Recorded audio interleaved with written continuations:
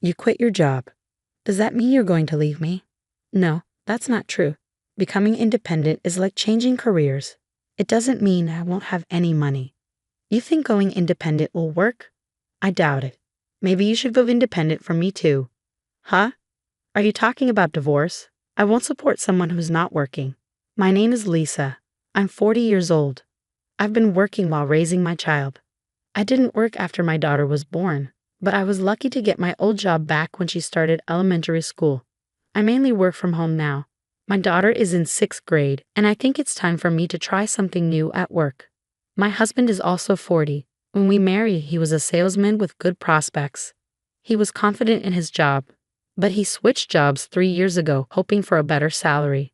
Instead, his salary went down, his benefits are worse, and he has to work overtime every day. My family lives on a farm in the countryside. My daughter has been helping them in the field since she was little. She loves visiting and working with her grandparents. My parents love doing field work with my daughter, but my husband hates the countryside and never wants to visit my parents' house. I'm going back to my parents' house for a week. How about you?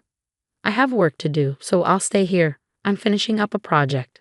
I knew my husband wouldn't come, but we're a family, so I still ask. Even though he's not coming, it's polite to ask. When my daughter and I are at my parents' house, my husband calls me every day. It's fine if he's calling to check on us or show he cares, but he usually calls about trivial things. What should I eat today? Why not eat the leftovers in the fridge? I'm not in the mood for that. Then cook something yourself. Why should I? I'm tired. Yeah, you've worked hard. Where are my clothes? They're in your usual drawer. What's with the folding and cut corners? Well, you're on your own then.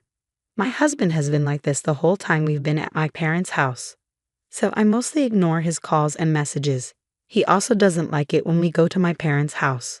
When we get back, the house is always filled with garbage. Mom, when we go to Grandpa's house, it always gets so messy. Yes, it does. Why do you always clean up the mess, Mom? He's the one making it.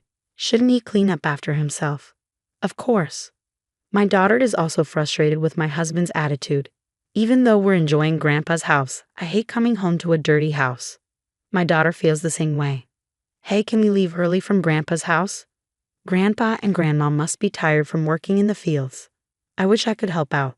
Thank you. Grandpa and Grandma would love that. My daughter's kindness is a contrast to my husband's selfish behavior. I'm really tired of dealing with his childish ways. After a long vacation, I went to my company to discuss my health, annual assessments, and goals. Inspired by my daughter's comments, I proposed to the president that we use our program to make agriculture more it-oriented. Other companies have been working on this for a while. The president agreed that this is a business that has been around overseas for decades. Japanese companies have been developing new agricultural models for about 10 years. With our data, we can make it work successfully. We already have farmers interested in this model. I see. In the meantime, can you submit a proposal? Sure, I will. I quickly asked my parents to cooperate, and they agreed right away. My daughter's comments about wanting to help her hardworking grandparents gave me a great business idea. A month after I submitted the proposal, my project was approved. I worked hard on it because I was worried about my aging parents. If the project succeeded, it would really help them. But my husband kept trying to discourage me. You've been acting all cheerful lately. I don't like it. Oh, really? Are you getting carried away? I don't know. Your face just demotivates me.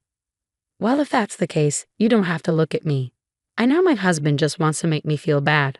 I already feel bad enough, but I try not to show it. I keep my tone normal and treat him as usual. He's always like this. When I'm happy or excited, he tries to hurt me. I'm used to it now, so I don't let it affect me, but it's still frustrating. I can't just not look at you. We live together. That's not true. You can just stay in your room. I can handle my job and take care of our daughter on my own. If you took care of yourself, we wouldn't even need to interact. That's not what I meant. My husband yelled at me. I'm really frustrated. I want to divorce him, but I'm not sure how to explain it to our daughter. I'm stuck, unable to decide. Since I don't react to his words, he starts criticizing the farm. Maybe your inability to understand things is because you grew up on a farm in the countryside. He's being so childish. I try to stay calm, but when he insults my parents, it really gets to me. Still, I'm keeping a cool head this time. For the first time, a project I propose has been accepted, and I'm excited to work on it. My husband's attitude isn't bothering me as much as it used to. So, you're saying I can't do my job because I grew up in the city? You're crossing the line. That's exactly what I'm going to say to you. Don't be a jerk. No, you were the one who started this. We've been arguing like this a lot lately. He used to be a nice guy, but things changed when he switched jobs. My husband and I haven't been getting along, but my work has been going really well. A few months later, I decided to resign from the company after discussing it with them. I made the choice to leave and sign a licensing agreement with the company to become independent. I had told my husband about this plan beforehand, but I guess he didn't really listen because as soon as I resigned, he told me he wanted a divorce. You quit your job. Does that mean you're going to live off me? No, that's not true. Becoming independent is like changing careers. It doesn't mean I won't have any income. You're going independent? Are you kidding me? That's not going to work. Then why don't you go independent from me too? Huh? Divorce? I'm talking about divorce. I'm not going to support someone who isn't working. I was at a loss for words, startled by the sudden mention of divorce. I was thinking about my daughter when she unexpectedly opened the living room door. Mom, get a divorce, she said, even though she should have been asleep. My husband looked briefly upset but quickly defended himself. It's your fault for saying you're quitting your job. He stood in front of our daughter, insisting it wasn't his fault. But my daughter only looked at me, ignoring him completely. Are you sure? I asked her. Yes, I want you to get a divorce. I don't like him. He always says mean things to you, Mom. Don't stay with him because of me. I want you to divorce him right now. We can go live with Grandpa and Grandma. Thank you, I said, touched by her support. But you'll have to change schools. Are you okay with that? Yeah, I'm totally fine with it. Let's go. You don't have to talk to Dad anymore, right? Yeah, I guess so. Well, I guess that's it. We'll talk about the details later. Hey, my husband interrupted. What? I replied, exhausted. It's not my fault, okay? Okay, we'll talk later. I hope you can live a life you won't regret in the future. Huh, I'm not gonna regret it. I'll be free once you guys are gone. I turned my back on my husband, who was still ranting, and left the house with my daughter. Despite my worries, my daughter seemed relaxed at my parents' house. She'd adjusted well after changing schools for the new semester and seemed to be enjoying her new environment. Once she was settled, my husband and I had another discussion about the divorce. He claimed he wouldn't pay alimony because, according to him, I was to blame. Normally, if it were my fault, he'd ask for alimony, but he clearly didn't understand what being liable meant. I will properly charge you alimony, I told him. Huh? Because you're the one who's liable, right? You're wrong. You don't know what you're talking about. How can I be liable? I didn't do anything. Exactly, you didn't do anything about the house or our daughter. I was the one struggling while you did nothing, but you sure took care of Mary, didn't you? What? He stammered as I laid out the evidence of his infidelity on the table. How did you get this? You didn't steal my phone, did you? You're being rude. Excuse me? You're the rude one. You're a married man. What were you thinking? And no, I didn't collect this myself. Then how did you get it? You're unemployed. How did you afford a detective? It was our daughter, I revealed. Huh. She's the one who collected all of this. After we separated, she told me she saw you walking arm in arm with a woman she didn't know. She used my laptop to sync your phone and showed me the data. She even encouraged me to divorce you. She hates you. She hates that you're her father. So I can divorce you without a second thought, I said, feeling a mix of anger and relief. I can't believe you let our daughters see those pictures. You're such a lousy father. I laid out all the evidence in front of him. There's no point in making excuses. Your new job was the result of another affair, and you're already paying alimony to that woman's husband. You even lied about your salary being reduced, and I've looked into all of it. At that point, my husband, who had been stubborn and defensive, finally nodded, realizing he was caught. I'm proud to have such a talented daughter, he said, trying to shift the conversation. I'd be happy if she takes over my company in the future, if that's what she wants. Sorry, he muttered. Sorry isn't enough. Let's not avoid the divorce. You don't want to be unemployed, do you? I'm not stopping the divorce. And if you don't pay alimony and child support in a lump sum, I'll go to your company and tell them everything.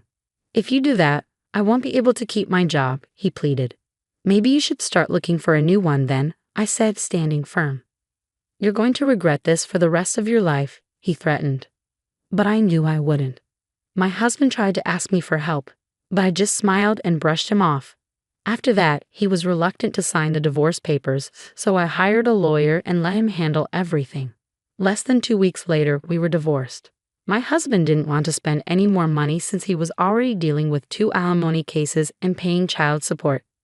He knew that hiring a lawyer would push him to the brink of bankruptcy. In the end, my ex-husband paid alimony and child support in one lump sum. He couldn't cover it with his savings, so he went into debt and even informed me, hoping I'd feel sorry for him, but I ignored his pleas. When I filed a claim for alimony against his cheating partner, it led to a huge fight between them, and they broke up. The woman was furious about having to pay alimony, but she eventually agreed. She had to ask her parents for the money, and I heard she moved back to the countryside to help with the family business, where her parents could keep a close eye on her. As for my ex-husband, he couldn't afford the rent on his apartment anymore. He ended up moving into a shabby apartment, struggling to get by.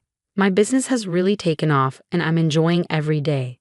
Things didn't work out with my husband, but I'm glad that what I've learned has been useful for my family's farming business. My parents are thrilled that the IT system has significantly reduced their work hours and lightened their workload. I owe so much of this success to my daughter. I had to let her have a smartphone and tablet when she was in elementary school. At first, I was hesitant, but she's been using them wisely. Her favorite place is still the fields, but she's starting to take an interest in my work. Recently, she's been asking me to teach her how to make a website, and I'm excited to see what the future holds for her. My 12-year-old daughter is truly remarkable, but it saddens me that she had to see a side of her father that no child should have to witness. I hope the adults around her will support and guide her as she grows. Her grandmother is right. I look forward to seeing the amazing things she'll do in the future.